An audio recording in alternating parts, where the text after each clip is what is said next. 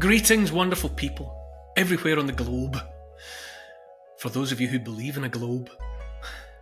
Before I settle down with today's brilliant guest, I just want to give you a quick reminder to check out my patreon.com site. Signing up to it is a way to show your support for the series. Plus, when you join, you get early access to new content and an exclusive Q&A, a question and answer video, which I like to think of as a conversation, or as close as I can get to a conversation involving all of us together. It'd be great to see you there. So hustle along to patreon.com sometime soon, look for me by name and do what's required. And I'll be eternally grateful. Okay, now it's time for this week's interview.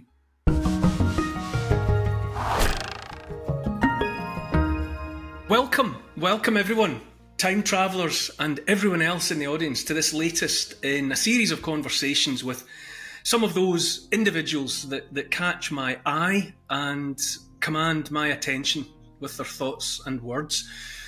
As I've said before, sometime when, God forgive me, I wasn't paying attention, the world turned upside down or inside out as far as I was concerned. To twist the metaphor a bit, I often feel like I'm sinking upside down in deep, dark water. And it's individuals like today's guest who enable me to at least glimpse the surface where I came from, to see where the light and the breathable air might be found.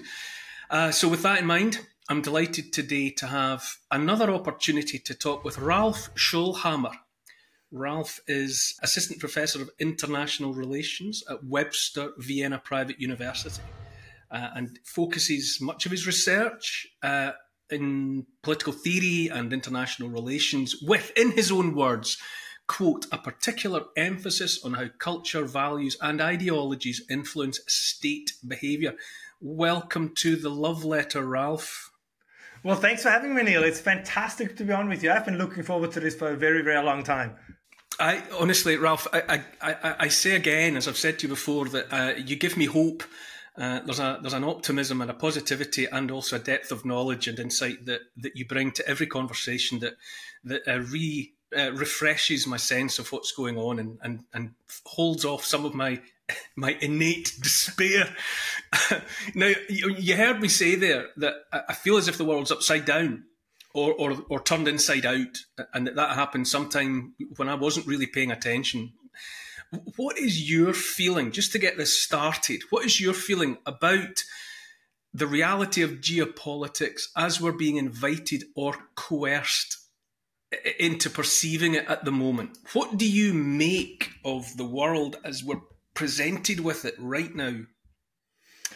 Well, I have to admit, usually I consider myself a happy warrior, but it is at the moment getting harder and harder. I mean, I think my spirits are still kind of in a way that I say, despairing at the world is not going to help us dealing with it or making it a better place. So we as long as we believe that the world is a place worth saving, let's put it that way, right? We just struggle on, we muddle through. But it's getting harder. And I think one of the reasons why it's getting more difficult, and we talked about this on your shows, we talked about this in private a lot, and this is getting more and more frustrating. It's very difficult at the moment to know whom you can trust. And because you mentioned the geopolitical arena, right? And this is, I think, something that's on everybody's mind at the moment for good reason. But there is a tendency, independently of where one personally stands, so how one thinks that these things, who are the good guys and who are the bad guys. But it's very hard to get reliable, objective information about the actual state of affairs. I give you one example.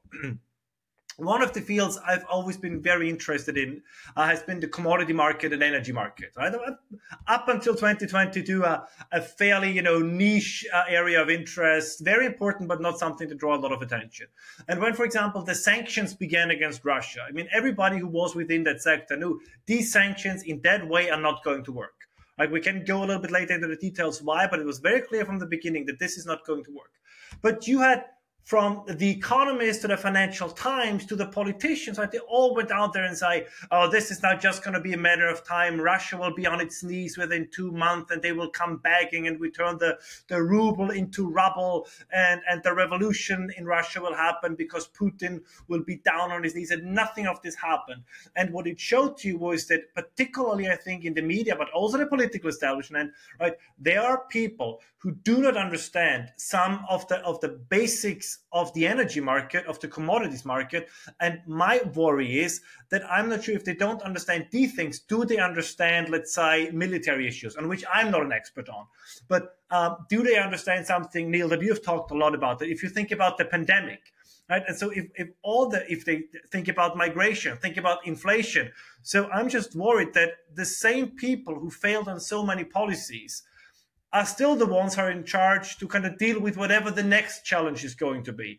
And as I always say, I think it's a wild mixture. I think some of it is ideological. I think some of it is incompetence and some of it is malice. But we have a real lack of leadership when it comes to these things. And I think lack of leadership then also at some point breeds despair, because if you cannot rely on the people who are in charge to make the right decisions, or at least try to make the right decisions, right, you start to look for somebody else. You want, justifiably so, you want an alternative. You want somebody else. But I think we even have a lack of somebody else. I mean, look at Great Britain at the moment. You have elections in July. And if you talk to the people in Britain, whom do you want to vote for? I mean, or who do you see as the best alternative? Usually it's none of the above, right? It's 30% that party, 10% that party, and like 50% none of the above. And I think this is really what troubles me, is that the essence of democracy is if those who are in power are failing, you can vote somebody else in. We no longer have a somebody else. And those who are in power have done everything they can to make sure that there is no somebody else. And that we have experienced a corruption of democracy over the last 20 to 30 years. Through the media, through the way governments deal with information, through the legal sector, that is really worrisome. And I think that only slowly and gradually we kind of see the real damage that this has done. How can it be that in the West, in Western Europe, in the United States of America, in North America in its entirety, we, as you say, seem to have ended up with people who have their hands on the levers of power, on the tillers of the great ships of state, who don't seem to know much of anything at all.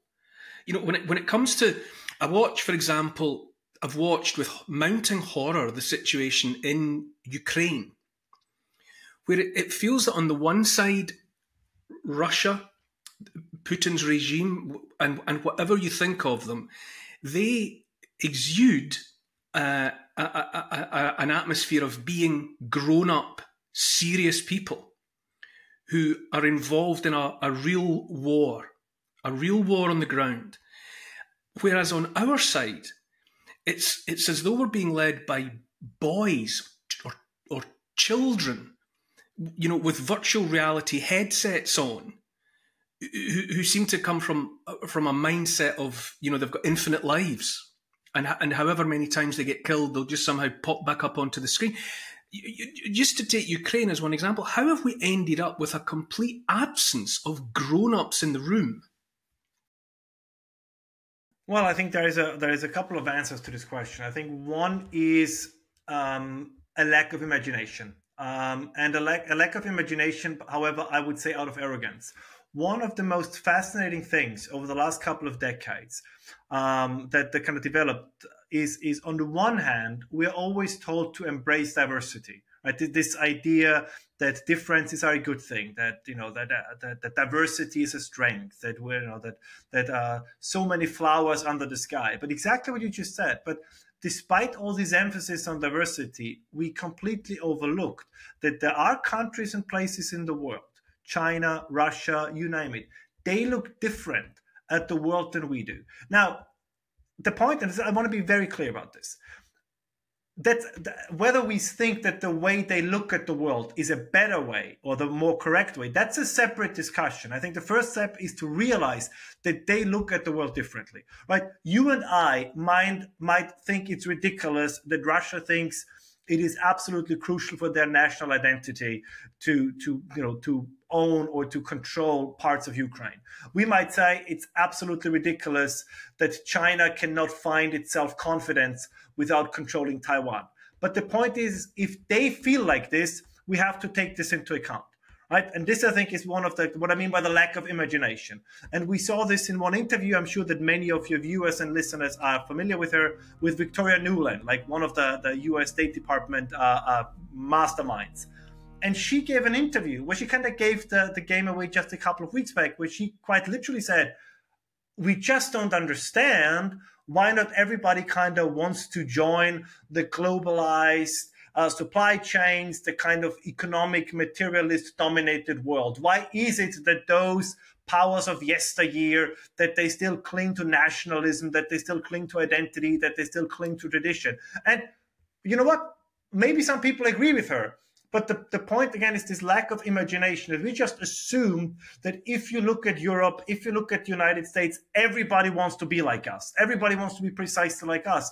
And no, many don't want to be like us. They have completely different priorities. They have different agendas. And now, as you correctly pointed out, right, now the kind of reality reasserted itself.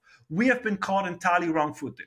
But instead of saying, all right, we saw the world in the wrong way, we underestimated the differences that still exist, we now kind of flee in a form of delusion, right? This is what happened with the sanctions, for example, that we said, we are so strong, our economies are so strong, kind of we can easily bring Russia to its knees. But it turns out that a manufacturing and energy superpower in times of war is not easily brought to its knees. By the way, we will find the same out with China. There is this famous saying that the United States were the arsenal of democracy in World War II, which is correct, right? Because they produced lots of weaponry for the British, for the Soviet Union. Very, very important, no doubt. But the current quote-unquote arsenal of democracy is China, because everything we use is produced in China. So good luck going to war with China or to decouple from China if everything we produce, or almost everything we use or we need, comes from there. Because there was this belief that the world is going to be this one happy place where the only defining factor is economics, where the only defining factor is, GDP growth, is material well-being. And we completely misunderstood that for most people in the world, by the way, also in Western societies, there is more to life. Like, material comfort is important. Don't get me wrong. Like, I don't want to return to times of material discomfort. But once you have a certain level of the quality of life, you want more. You want meaning. You want something that's worth sacrificing for. And we also do this in the West, but we have deluded ourselves. It's the last point of mine, but I think it's so important. We have deluded ourselves that all the answers to meaning of life that we come up with are rational, objective. And all the answers that others come up with are, either reactionary or wrong or any kind of negative connotation that you could find.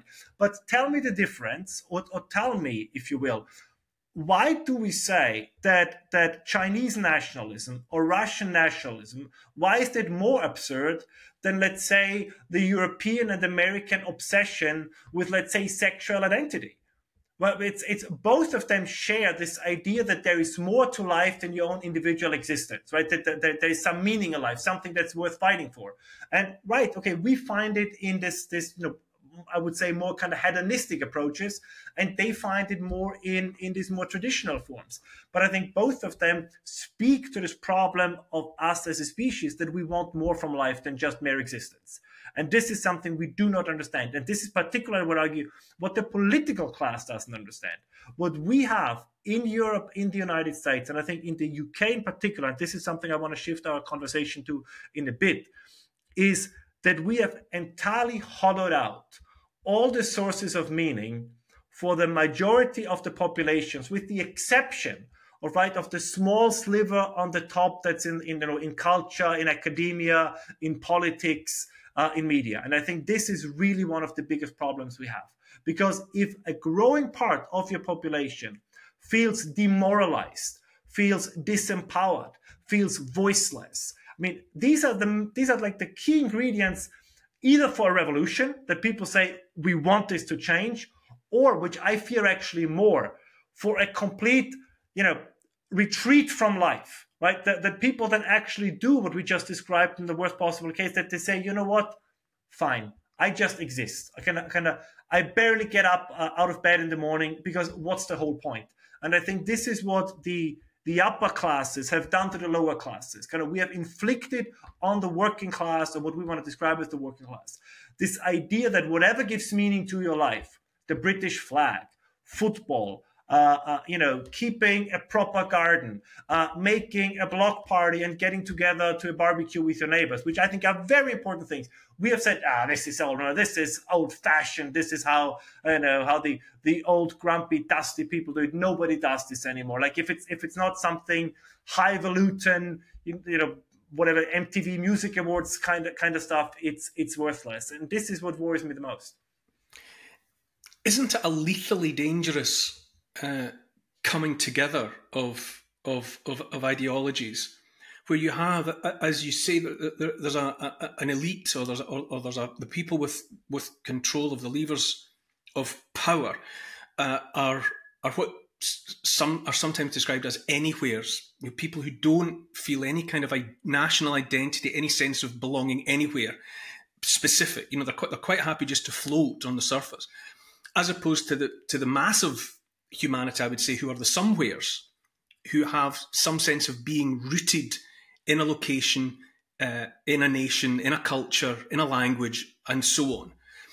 And that because of the hollowing out you described, and the way in which that the attitude of mind of the somewheres has been so ridiculed and made to seem passé, that now you have the mass movement of people from all over the world who are coming in large part into Europe, into Western Europe, with these people on the move have strong senses of identity, strong senses of culture and heritage.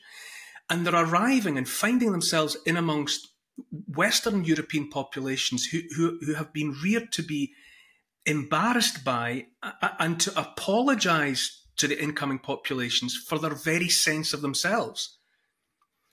Why would you expect people to come in from outside and integrate and see themselves as being part of nations and cultures that are increasingly just apologetic for their own existence, who have been trained to see their own pasts and their own cultures as belonging only to the past? That's a lethal combination of factors, is it not? I think you're right. Let me tell you a funny story that I think your Canadian viewers and listeners will appreciate. A couple of years ago, Michael Ignatieff, he was he taught at Harvard, academic, and he wanted to run, I think, for the Liberal Party in Canada to become prime minister.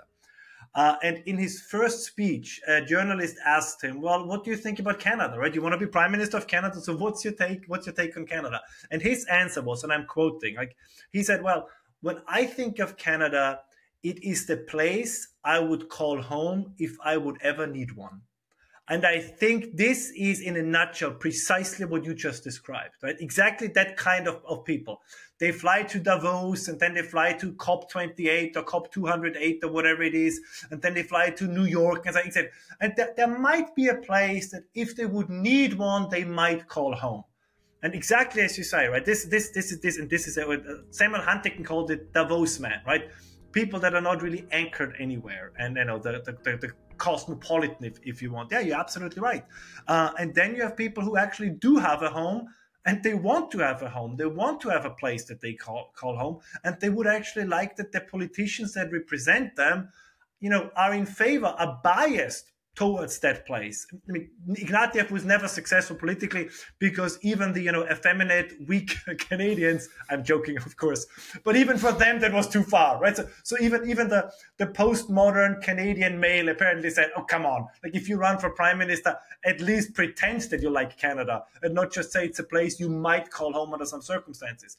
But this has been the problem, as you correctly described, which comes from this very unique mindset that we have created within Western academia, which consists almost entirely of kind of rewriting human history as the history of Western guilt, of Western crimes, of Western failure. And everything we can do from now on is apologize and atone for the sins of our past. But the big irony in this, I find, is because the argument is, well, that this is kind of a quasi-anti-racist, anti-colonial approach. But it's the exact opposite, right? So first of all, we were so arrogant that we wanted to force our way of life onto everybody.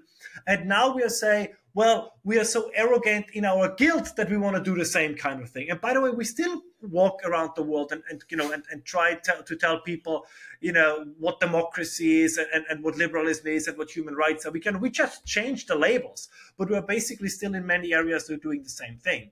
And it's also, as you correctly pointed out, but of course, the people who come here, they look at this and say, all right, you want me to integrate, right? You come from Syria, you come from the Middle East to Western Europe, to the UK, and say, all right, I want to integrate. So what do you want me to integrate into?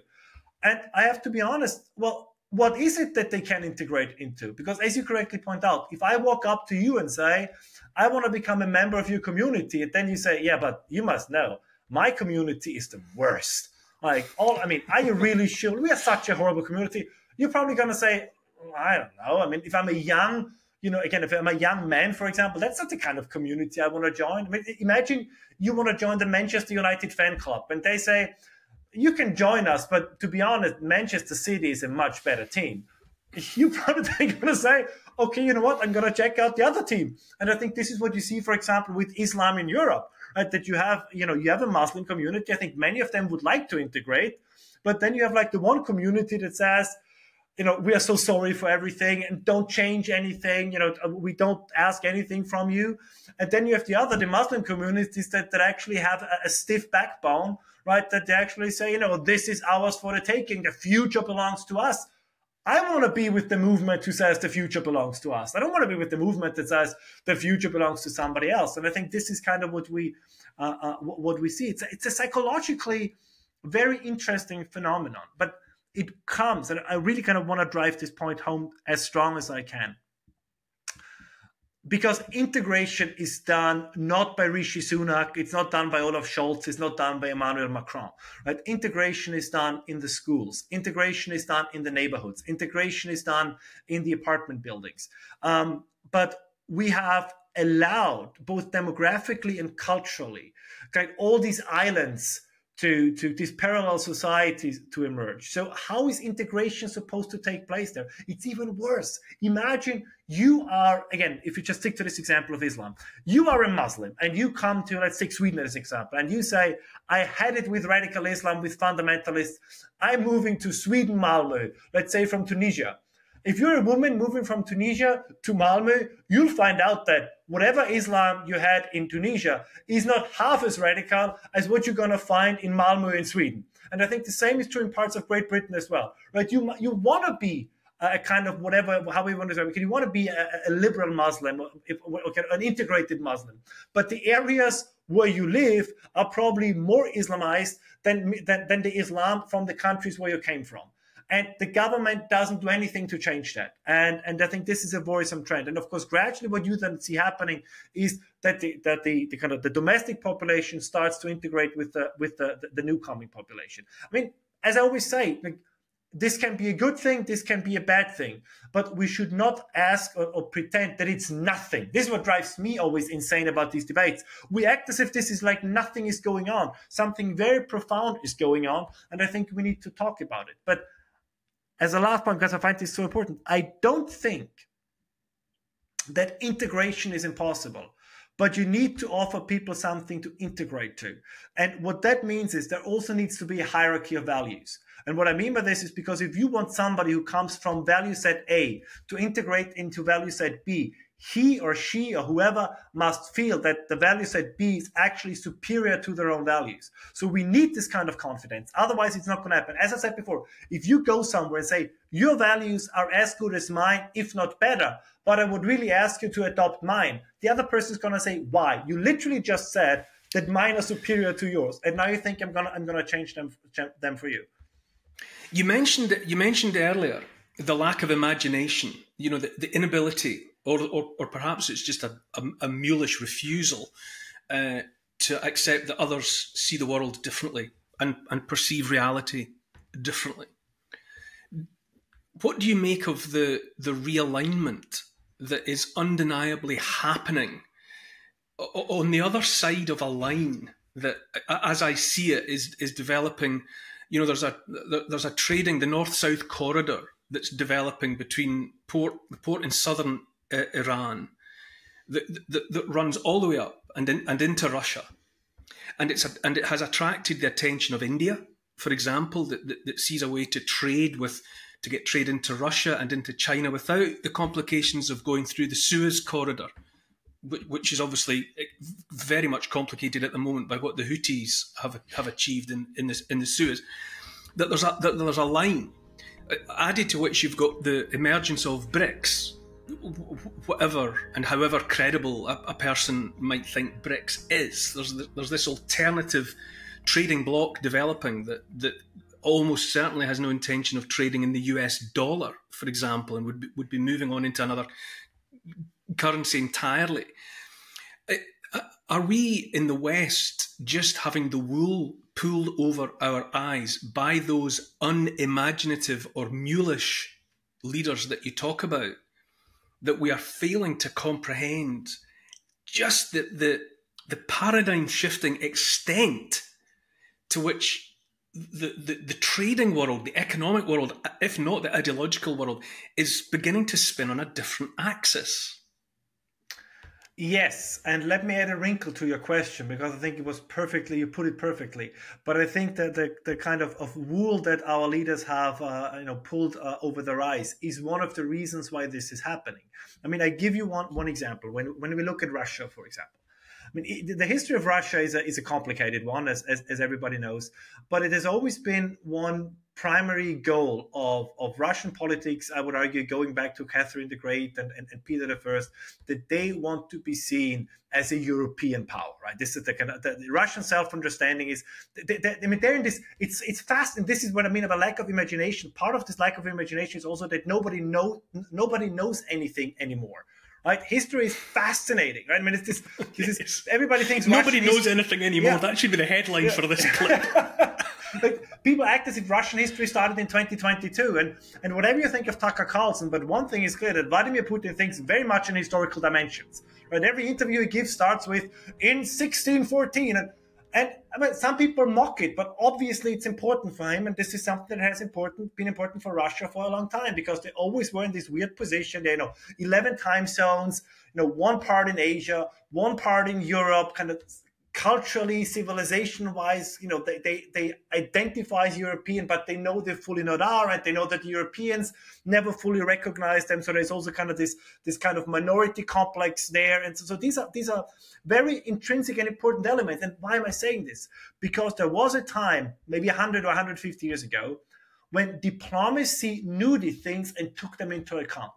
So in 1890, let's assume the map in 2022 would have looked the way it did, but we would have the same politicians we had in 1890. Right? Somebody like Bismarck would have made absolutely clear, in my opinion, to say, listen, we know, we understand the desire of the Ukrainian people to become members of NATO, to become members of the EU. We understand this. But we also know that Ukraine is, for the Russians, an absolutely, core element for their European identity. It's their bridge to Europe. So we need to find a way to kind of, bridge those contrary positions. And that could have been, let's say, maybe I think the Russians would have had no problem with Ukrainian EU membership, but I think NATO membership was a red line for them. And the problem with this was, because people say, no, I'm not apologizing anything. But what I'm saying is, what the Western powers once again did, they went to Ukraine and said, maybe you can become a NATO member at some point in the future. They basically kept Ukraine in purgatory. They kept Russia in purgatory because they believed, as you say, there was a complete lack of imagination, that at some point somebody is losing patience. Somebody like the kind of, the politicians, the kind of politicians that look at a map and say, okay, different areas have different salience for different countries. And if this is important for the Europeans, but it's super important for the Russians, then you have to find a compromise. I know nobody wants to talk about this. I know, but somebody says, but how can you? And we see the same in Georgia, right? I feel for the Georgian people. This is like, it's not, but the thing is, Georgian NATO membership is probably not a good idea. I'm very sorry. I think that that Georgian EU membership is probably not a good idea. Not because, listen, I think from a moral level, I think even Russia should be a member of the European Union, but it's probably not a good idea because there are differences. There are different priorities by those countries, and preserving peace as as the first and major objective, I think, is not a bad objective. I find this, we have this weird, and you talked about this on your show also very often, we kind of entirely discard this. I mean, I'm not saying peace at any cost, don't get me wrong, but to say shouldn't be a primary guideline of our political, of our diplomatic initiatives, of our goal setting, to have an international system that is as peaceful as possible, even though it does not mean that everybody gets exactly what they want. The art of diplomacy is the art of compromise. Sometimes it's a bad compromise for everyone, which usually turns out to be the most durable compromises. Sometimes it's somebody that everybody is happy with. But this idea, kind of still this delusion that there will be one world under kind of one set of rules, or what is called the kind of international rules-based order. I mean, we ourselves have a hard time sticking to those rules. So I'm sorry, just to this last point, because you said this, and this is now what's happening now is of course that the Chinese, the Russians, the Iranians, right? They look at Europe, they look at the US, and they say, our main problem with you is not your values. They say, but we don't know when you say something if you actually mean it. This was, again, if you look at Ukraine, like, you will become a NATO member, but we're never going to tell you when. Right, and the same with China, right? So on the one hand, we want to have as much trade, we want to outsource all our manufacturing to them, give them as much leverage as possible, and then all of a sudden we say, now you're enemy number one. This is not a historically continuous or sustainable policy. With all of that going on, what do you make of the way in which it seems, and it's not me saying this, I go along with it, but it's certainly not my idea. It's just something that I'm listening to. That the US in particular and Israel are in a position of where they're going to be left behind as an island of something other in that whole region. By which I mean not just the Middle East, not just in relation to the Arabian Peninsula, not just in relation to whatever is forming up along that corridor all the way up into Russia and into China. But the US and in alliance with Israel, they are completely isolated now in a way they never have been before. I grew up in a world in which Israel were always portrayed to me as the goodies, as good guys, as democratic, and so on and so on.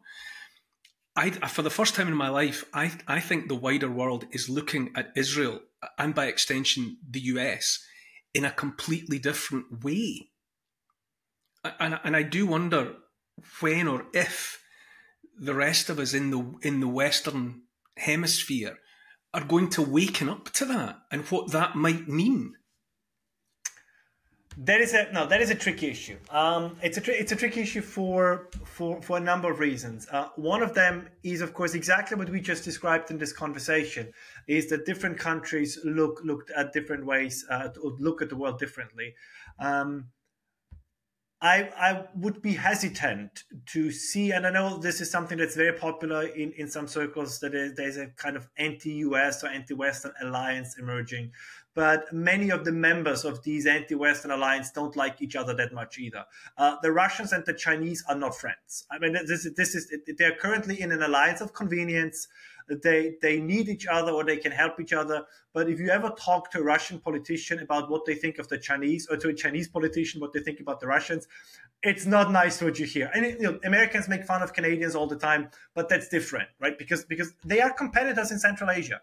The Chinese, I think it's the Chinese Ministry of Natural Resources, just issued a couple of months ago a directive that they want Russian cities that were Chinese until the 1860s, that they from now on want them to be renamed by their Chinese names.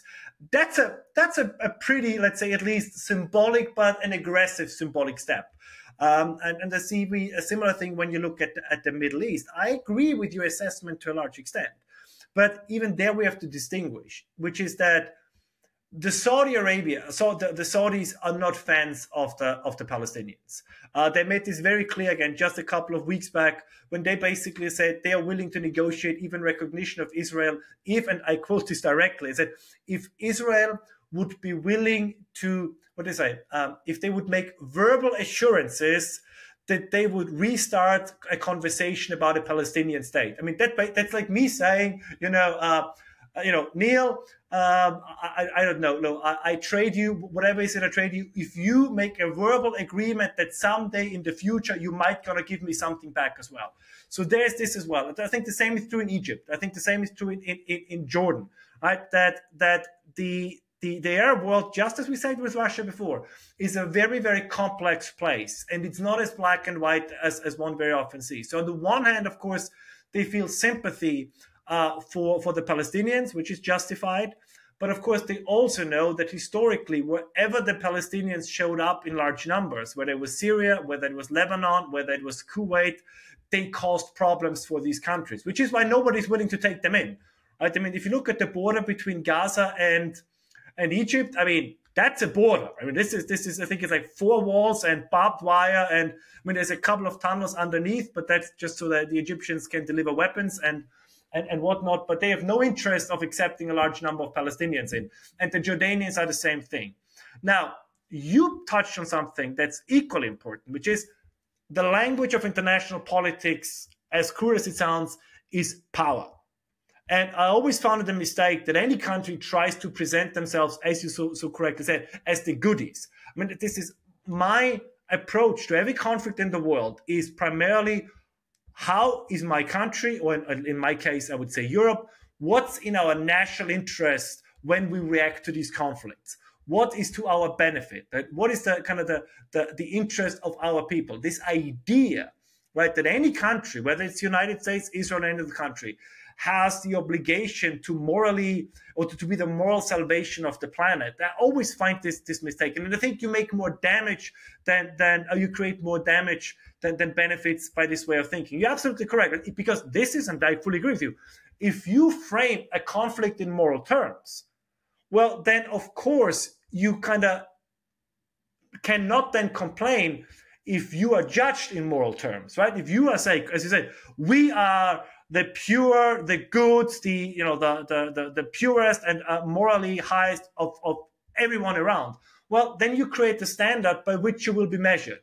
And then it's, of course, also very easy to fail by that standard. I mean, and the same is true with the United States. I think it would have been much more honest to say that these are struggles driven by national interests. I think very often misguided national interests, but it's a power contest, and not to frame it in these moral terms. However, one last point also, do not underestimate, or we never should underestimate the United States. The United States are in this weird position that they have, I would say, both a corrupt and incompetent leadership. But many of the structural forces of the country, right, they are geographically blessed. They are blessed with resources. They are still blessed with a very innovative population. So we heard very often of the end of the United States, but it kind of never materialized because they have so many strong structural factors going for them. Does that mean that the political system there is entirely stable? I mean, of course not. I mean, we are running into a situation this November where whoever's going to win the presidential election, one half of the country is most likely not going to accept the outcome. Like, that is not a healthy democracy. We have a situation, I know this is something you talked also, but I think it's just important to talk about these things, where we created conditions where interest rates go up, but most governments have borrowed money from the wealthy of society. So all these wealthy people who borrowed, who basically bought government bonds, they are now getting even more money from these high interest rates. So we have now created once again conditions where those who are better off will be even better off in the future, whereas those on the lower levels, right, kind of have to bear the brunt of inflation and all these other issues. To bring things, I suppose, closer to home for both you and I, Germany. I'm fascinated by the predicament of Germany. Again, during my lifetime, for the entirety of my lifetime, Germany was this industrial and engineering powerhouse, economic powerhouse in Europe. It is the European. It's NATO. Without Germany, what reality, what meaning does NATO have? And yet, Germany's economically on its knees now. It's inconceivable and unthinkable, but with the absence of the Nord Stream pipeline, it's been forced into buying very expensive energy from the US. Isn't it at least possible that Germany will contemplate reorientating itself towards the East rather than to the West for its own survival? Historically, Germany always has traded with Russia. It's always had links there, and that if it's on its knees now and facing an existential crisis, what do you think Germany might do next? Well, the Germans, unfortunately, sometimes in their history tend to be very hard to predict.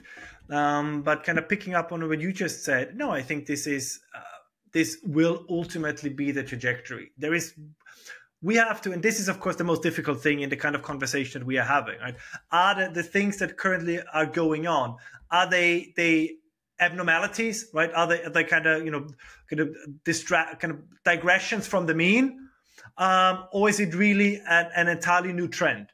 I would agree with you. I think history still matters. I mean, Kissinger's famous saying, whatever one thinks about Kissinger otherwise, but I think that is a very good saying, that history to a nation is what character is to a person. And if you look at the history between Russia and Germany, they always managed after World War I and after World War II, and usually the fighting on the Eastern Front was the most brutal one, yet somehow they always managed to find back to productive relations. I cannot imagine that it will be any different this time. It might take a year, maybe it takes 2 years, maybe it takes 4 years.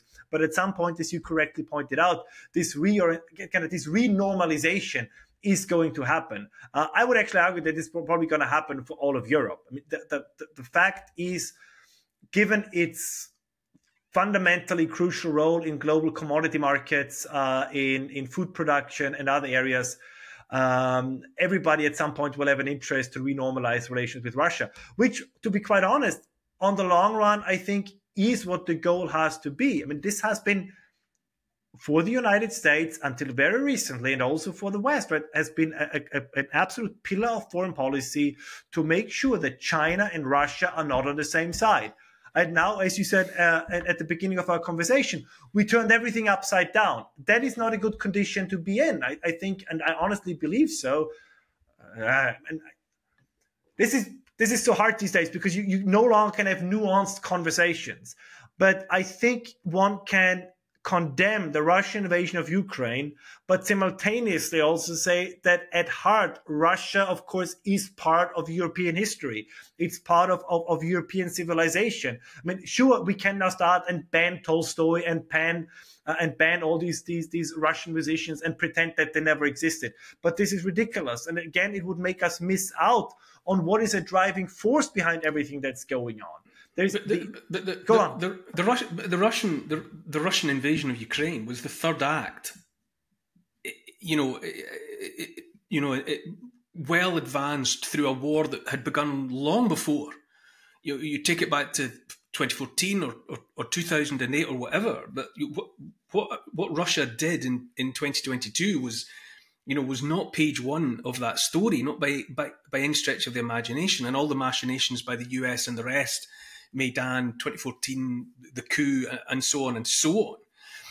But I've never understood the antipathy that's always been shown towards, take away the Russian regime, I suppose, but towards Russia that's come from the West. In 1989 or whenever, when the wall came down, when the Iron Curtain came down, and Russia was giving off signals that it wanted to rejoin, or Russians wanted to rejoin the European family, and yet they were just rebuffed, by a stiff arm, that they were not welcome. And as you said earlier, Russia bestrides Europe and Asia, and yet there's always been this disinclination or this reluctance to accept Russia for what it is, and Russians for what so many Russians are, which is Europeans. Whence comes that cold-shouldered reluctance on the part of Western Europe? Well, I don't think it was all of Western Europe. I mean, this is you're right. We should really call it probably why nobody doesn't know anything anymore. I think that would be a very, very good title. For example, the French usually had fairly good relations with the Russians. The Spanish didn't really care. The Germans either had good relations or war with Russia, but apparently they only had extremes. The Poles never had good relations with Russia. I mean, this is a historical constant for them. Bulgaria, it's kind of a 50-50 thing. So the European relation with Russia has always been a very, very complicated one. And this goes back to this goes back to 1848, right? Where at one time basically Russia saved. I mean, in Austria, or then later on Austria-Hungary, right? It was Russian troops who basically saved the Habsburg monarchy. So they were the force of the reaction, and then the Russians were the force of the revolution in 1917. But of course, which in essence was also a Western revolution. I mean, Marx was not an Eastern European or an Asian philosopher, but it is an intricate and complicated history. And what I always miss in contemporary politics is exactly what you kind of pointed at, is we are trapped in almost all areas of life now. We are trapped in platitudes, right? Nobody is really willing to kind of dig a little bit deeper and also go to areas where it hurts. What I mean by this is that saying that maybe some of the decisions that have been made both internationally but also domestically in recent years were wrong, right? That certain assumptions we had, maybe not out of ill will, were mistaken. And that particularly something we touched upon only lightly so far, right? That kind of the treatment of the domestic population as almost being expendable, right? That was a massive, massive, massive mistake. So this idea that, sure, like the British people, whatever, but saving the global climate, that's the true goal. Or, in all these areas, look at these, even Boris Johnson, when he was about, how's the world going to look at us? When there was, I think, once a debate about kind of, scaling back net zero. And he says, well, then Britain will lose its role as being the role model of the world. Who cares? If your people suffer, you take care of your people and not how somebody else in the world looks at you. And nobody's looking at you, right? This weird idea that the Chinese and the Indians wake up every morning and say, what are the British doing? What are the Germans doing? I mean, it's completely absurd. I mean, this on the one hand, we have this guilt complex, but at the same time, we still believe that everybody's just looking out what we are doing. And the degradation of, for lack of a better term, of common life is kind of what worries me the most. And what I mean by this is we have created this weird situation where, and we talked about this at the beginning, but I think it's worthwhile just for a second to address it again, because it really goes at this division between the elites and, let's say, the non-elites. Every society has elites. That's not really, I think that's not per se a problem. But I think there was always an understanding that the elites could afford certain things, and they knew they could afford certain things that for the majority was not possible and that the majority shouldn't be doing. And I think what we see now is that there is this weird idea that every absurdity that the elites stand for, they kind of want to push it now on the rest of the population. And we see this in all areas of life. It's from whether it's the gender craze, whether it's what's going on in academia, it's all these areas where common people, and I use this advisedly, are told that whatever made their life meaningful is actually without worth. It's without value. And this is such a horrible thing to do, because what the governments in the West currently are doing is it's not a tyranny that goes for the body, right? It's a tyranny that goes for the soul. And I find this is so much worse. And this is a reason, I believe, why people, just as an example, we have the problems in other areas as well, but I think this is one of the reasons why people no longer have children. Right? We have devalued so many of the things, so many of the what once were kind of the pleasures, the small pleasures of daily life. We have demeaned them to such a degree that people are really becoming apathetic. And ironically, I find, since this kind of connects nicely to what we were talking about, the greatest of all philosophers or writers who talked about this was Tolstoy, right? Was a Russian who precisely wrote about this in Anna Karenina, when he says that actually, not everything has to be extravagant and eccentric. That in quote unquote normality. I mean, Stalin said that quantity has a quality all of its own, and I would say that normality has a quality all of its own. And this is, I think, what people starting, that they feel that they are losing it, at least in the urban areas, not so much in the rural areas. And what I want to see, what I think what you have to do, what I have to do, is kind of really give a voice back to these people to say, you have meaning, you are important, right? If somebody participates in, school activities, if somebody does carpooling, if somebody says, how about if we get together in our apartment building and make a barbecue in the backyard because nobody knows anybody living in this house anymore. That's what makes social life possible, right? It's not on Twitter. It's not on Facebook. It's not on any other social media. It's the people in your immediate vicinity. And we no longer know these people, and we discourage knowing them. I think this is something that we should, in whatever way, from a say, this is so valuable. We know, we have plenty of studies that tell us nothing is better for the growing mark of children than if they grow up not just in a stable family, but a stable community. This is like, if children have that, their future is most likely very, very bright. It doesn't help kids if they have 2,000 Instagram friends, if they don't have somebody to go to, if hypothetically their parents are not at home after school. And this is what kind of I feel we have to push for much, much, much, much harder. That the value of life is found in small acts of kindness, in small acts of community. This is not nothing. And the world doesn't have to see it, right? It doesn't have to be something that you then post and spread all over the world. Sure, people will say, oh, Ralph and Neil, you're on TV all the time, and now you tell everybody else they shouldn't aspire to that. Fair enough. But I got to be completely honest. I grew up in a small city, in a very, very small town, and where I recharge my batteries, and what keeps me sane is going back to that town where most people do not know what Twitter is, where they do not know what X is, where the woman at the checkout counter knows me by first name, where the guy at the post office doesn't have to check my passport because everybody knows it's Ralph and I know who he is, where the police officer at the corner knows who I am, and if I would have a heart attack and keel over, everybody in the city would know who's the guy lying there and would do everything to save my life, right? And I'm not sure if that would happen in a subway in London, for example. And I think this is, we have to give value back to kind of to the small challenges, we have to admire again the daily challenges people have to overcome, right? From going to school, from putting food on the table, and all these kind of things. And we are creating the conditions at the moment, both internationally, domestically, and economically, that makes this more and more and more and more difficult. And as I said before, we are ruining the soul or the souls of so many people. And I think this is what we have to pull back from. And we encourage people to flee into all kinds of delusions. And this is, again, as I said before, this is what very, very much worries me. So many things that we debate, that is, transgenderism and this, these are symptoms. These are symptoms of a society that has lost its footing, that has lost its anchoring. And I think this is what we have to find again. You're so right, Ralph. What you mentioned in the context of talking about Vladimir Putin, that whenever he speaks about Russia, he gives a history lesson.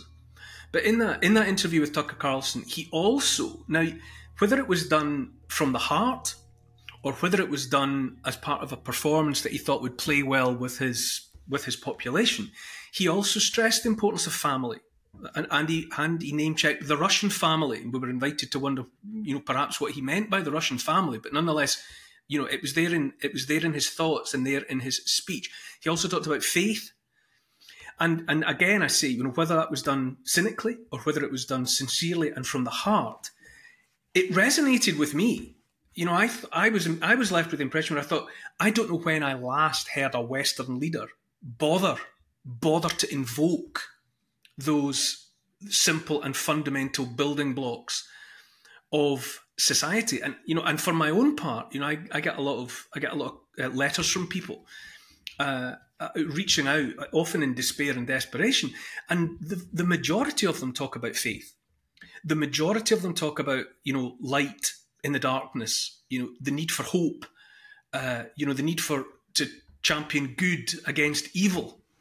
And I'm left wondering why it seems beyond the wit or even the guile of Western leaders to, like Putin has realised it's important to do, engender those thoughts, to reassure people that to care about family, about the garden, about home, about real face-to-face relationships, that failure to inculcate that state of mind, the Rishi Sunaks and the Emmanuel Macrons and the rest of them singularly failed to do that. You think, what is wrong with you people? No, you're right, and no, I think you're absolutely right. I mean, people still don't understand the popularity of Donald Trump, but they don't get it. Like when he goes to, as he did, to East Palestine, Ohio, where there was the train derailment a couple of years back, and he goes into the McDonald's and says, 200 Big Macs and 500 cheeseburgers for all the people who are with me. Like people, they sneer at him. John Kerry in 2004, right? He went to a Wendy's, which is another American fast food chain, and he asked the guy behind the counter. And again, I'm not joking. That really happened. Like the video is still available. He asked him what a chili is. Right. This is kind of this is the as we said with Ignatieff before. If there would a place, if I would ever need a place called home, maybe that's it. So they are so detached.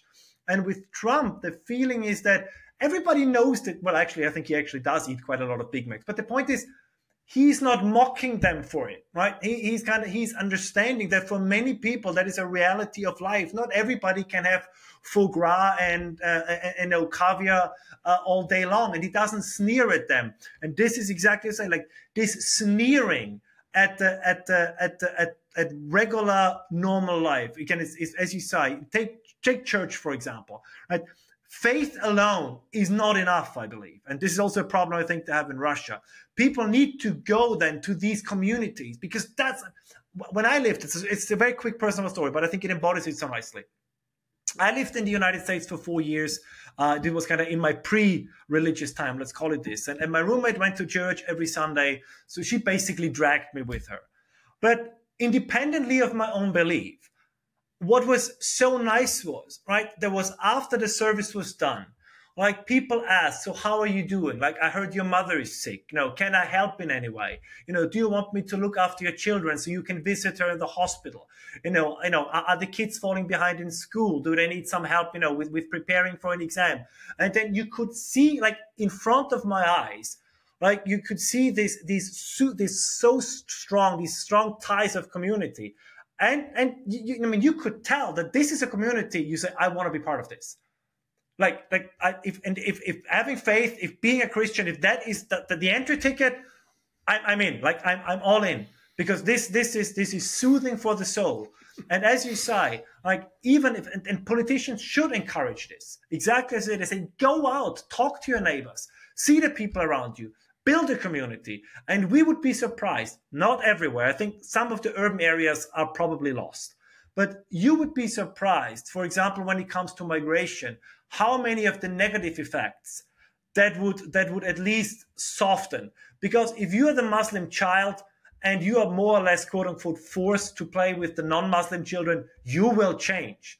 If you are the Muslim woman and you have to hang out with the non-Muslim woman, you will change. Like this is going to happen. So you have to force this, not force, but you have to encourage it, because we are human beings. We like community. We enjoy this. And even if then the Muslim guy, when he comes to the pub, is the only one who doesn't drink a beer, so be it. But as long as he's part of the community, gradually it will alter him, his children. And then 2 generations down the road, you probably cannot distinguish them from the regular British person. And this is something that we really, really have to say. Again, I cannot stress this enough. People need to be told that their life has meaning, right? That they are important, and that the small things they do in their immediate communities are the most important thing they're going to do in their entire life. Like, there are so many stories of kids, right, that grew up with single mothers, that lost their parents. If they had a neighbor, if they had a community that kind of helped taking care of them, they went on to great careers, to great lives, to great families of their own. But leaving them alone, that's the biggest problem. And it bothers me when I'm in London and I go out of the subway and in 6 a.m. in the morning, I step over a 16-year-old trollop passed out in her own vomit. Because something's wrong here. Like, something is wrong if that happens. So this is the thing. So this kind of societal degradation is not just happening in the realm of migration. That's a huge issue. But it also happens with our own working class. I'm like you, right? I want to be, quote unquote, a champion for the working class. But I think we also have to say that they are in deep, deep psychological trouble. Because there has been this, for lack of a better expression, there has been this chipping away at their soul. And, neighborhoods that become dirty, less safe, and then encourage people to make neighborhood watches, encourage people to get together and clean up the streets and pick up the trash. I think this would have such an effect. Is this kind of if what you're describing, if my father-in-law, he's a very mechanically engineering minded man. And I would sometimes report in my useless, inept way about, some sort of problem that I was having with some or other, second-hand car that I was driving. And he would say, you've really just got to let that develop until it becomes something that we can really identify, and then we can fix it. Talking to me over the phone about a vague noise that you can sometimes hear. I can't just let it happen. And to apply that to society, I think, for a long time we were probably all aware of a vague noise of something going wrong, a rubbing or a rattling. But with one thing and another, due to I would say the malevolent machinations of those people who don't care about where they belong, they don't have any sense of the importance of community and the eternal verities, it has finally got to the point where the wheels are coming off. We're going into the ditch, as it were. And it's at this point that people will be reminded about what they're actually losing, what they've actually lost, because it's finally broken. So is this something that we had to go through in order to get back to something functioning and healthy and wholesome and that gives people meaning? Is there a way to see the degradation and the breakdown as an ugliness that had to be endured to get the opportunity finally to get back to something better? I think so. But I think this is where people like you and I come in, right? That we kind of have to bang the drum in this direction. Because, this is what I always tell my friends. As a protest movement, I'm very excited if the whole right-wing wave is going to happen at the European elections and if the Tories get trounced and everything. But the thing is, just putting another guy in charge will not really, they can help to kind of alter some of the conditions, but the state can never live your life for you. It doesn't matter if it's Sunak, Starmer, Farage, Scholz, it doesn't matter. These people, and they're not supposed to. This is the thing. This is the big misunderstanding that once you get the other guy in charge, they then all of a sudden will bring all this miraculous change. At some point, what they have to do is to create the conditions where you, as we said, right, where you kind of can be in charge of your life again. But as you of course also said, I'm not sure. I don't think they understand that anymore. These are. Your former colleague Mark Stein. He recently wrote this great sentence referring to Rishi Sunak and Nigel Farage, where he says the only difference between Farage and Sunak is that Farage is leaving for a job in the US now, and Sunak is going to leave for a job in the US after the election. But I think that's kind of very much to the point.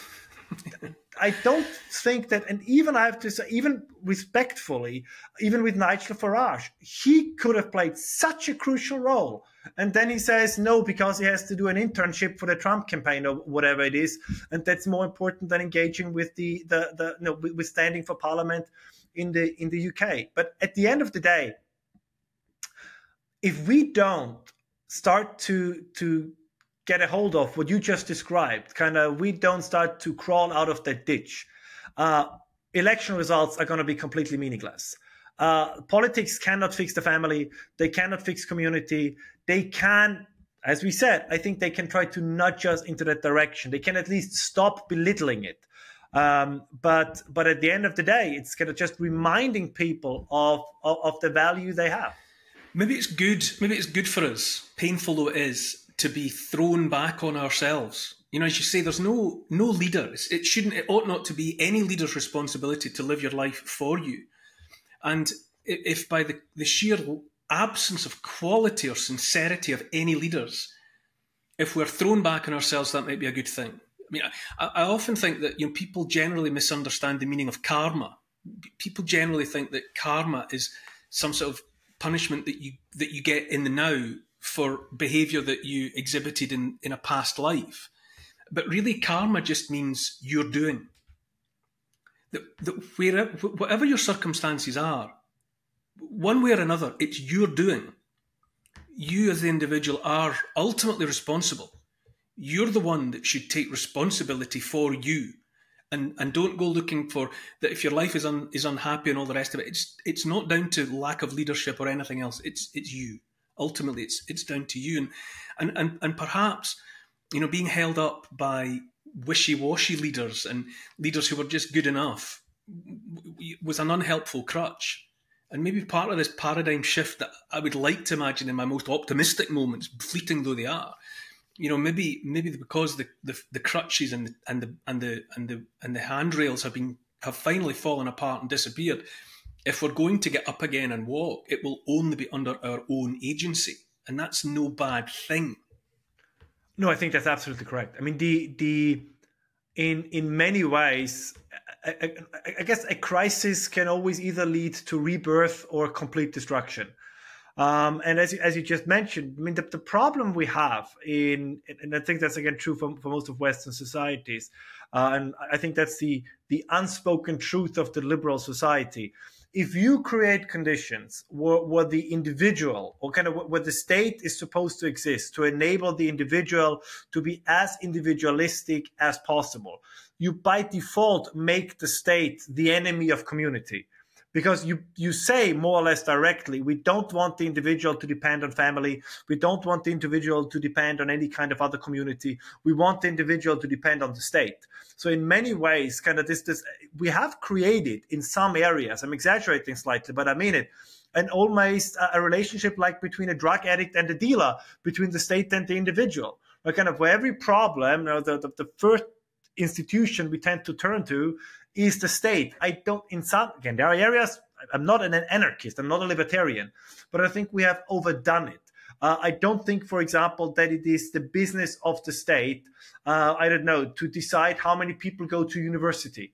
I think this is something people have to decide individually according to their skill set, according to what they want to do. And if somebody wants to become a doctor or a philosopher, good for them. If somebody wants to become a carpenter and a plumber, even better for them. I don't think that the state necessarily has a say in this, unless there is a shortage of plumbers or carpenters. But I would trust in the market forces that they will take care of this. And by the way, we see then, of course, also that control of the state is precisely strongest where these communities no longer exist. And without rehashing a topic we talked about, again, you see this with the Muslim community in Britain. They have a strong community. I mean, in many instances, they don't care what the state is telling them. I mean, they openly say it. Listen, we stand as one. We are a close-knit community. So you might have your laws, but well, I think we've seen over the last couple of weeks what exactly they think of these laws. I mean, this is not a behavior that I encourage, but I think in many ways, right, life should be organized along communal structures and not some overarching, bureaucrat that sits in the capital that has no idea what's going on in your in your direct vicinity. And it's very hard to, as you just mentioned before, at some point you no longer have a civilization then, right? Civilization is in the end, are these societal connections, is the kind of social environment that springs from these communities. That's what ultimately a civilization is. The idea that you have a welfare state who writes everybody a check on the 31st of every month, that is not a civilization. And I think this is kind of where we're trying to go. Whatever your position on Christianity and Islam, surely there's a possibility for at least getting along together if everybody acknowledged that much. You know, the commonalities about the instruction to love your neighbour as yourself. You know, that is a path. That's a pathway to happy life. No, I think there's a lot of truth to what you're saying, but I think the very problem, as you just mentioned, I think there is an Islamic community. There's also a Jewish community. I think there's also a Hindi community. But in America is in some areas different, but in Europe, for the most part, there is no longer a Christian community. Yeah, there are Christians, that's true, but there is no longer a real Christian community. Tom Holland, right, one of my favorite Brits, I think makes this argument very succinctly. That, of course, in many ways, this is the logical consequence of the Protestant Reformation. Right? Once, as Martin Luther said, you give up with Latin Mass and you give up with all the surrounding rituals, and you say being a Christian, it's enough to sit alone in your room and read the Bible. That's all there is. It might be from a theological perspective, but of course, the community element at some point completely breaks away. And I think this is kind of what we have experienced, as you said. So yeah, there are many religious communities, but I think the Christian communities are not as communal as they once were. Before I let you go, Ralph, do you think there is I think finally to ask, is there a likelihood, let's say, of the West, even the Christian West, whatever, rediscovering confidence in itself? You know, we've discussed the way in which we're just so apologetic to the rest of the world about all the terrible things that we in the West have done for the last, 2,000 years. Is there a likelihood, do you think, of enough of us recovering that sense that what our civilization has been is absolutely worth remembering and reinvesting with dignity? Well, I want to believe it, so I choose to believe it, and thereby, which is a very German thing, I guess, thereby I will try to will it into existence. But yes, because very often many of the phenomena we talk about, not entirely, but very often they are concentrated in the urban areas on which, of course, a lot of focus is on. But there are many healthy rural areas all over the West. There are healthy rural areas in France, in the United Kingdom, in Ireland, in Scotland. So I don't think that everything is lost. And we just, as I said, we just have to encourage those people to speak up more. I cannot stress this enough. I know I don't have to tell you, because I think we very much see this the same thing, that the countryside is the world's best place to recharge one's batteries. I think that being a pure city dweller is very, very unhealthy. So we also probably have to find ways to get people out more, like literally. Too many people are in their, technology, social media, small downtown apartment world, which is a frustrating, unhappy existence for many. Unless, you're super rich and you have the penthouse kind of thing. But I think the renewal, if it's going to come, is going to come from the rural areas, is going to come from the countryside. We talked about this so many times, so it's something it's fair to give them at least an honorary mention. You saw this with the huge outpouring of support for the farmers, right, for the farmers movement. So this is it is already there. My only fear is hopefully it's not too late. That some of us have become so discouraged and so demotivated that we say, is it really worth fighting for it? Or, is it really worth making the effort? But I think there is a tendency. Europe is not dead yet. The West is not dead yet. I mean, things will change, but we are in a transition period. And I think there's this famous saying by I think it was Theodor Herzl in 1917 about Russia, when he calls it the pregnant widow.